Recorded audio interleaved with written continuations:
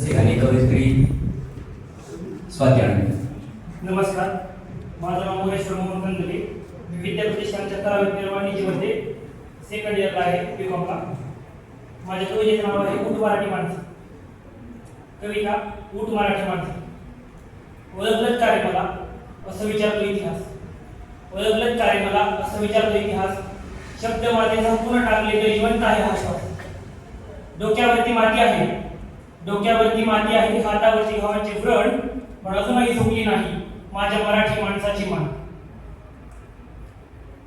चार राज्य पायाखालीच्या देशांना माझं नाव, तरी माझ्याच घरात मला वर्ग ठरवलं. हा कुणाचा डाव?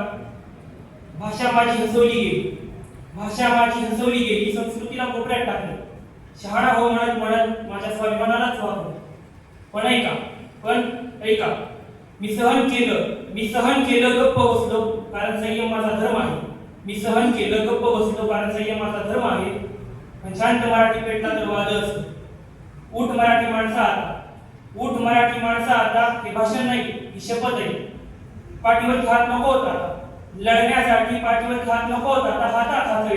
एकटं नाही उभं राहायचं, संपूर्ण महाराष्ट्र पेटायला हवाच. मनासाठी ढोकून मी मराठी आहे.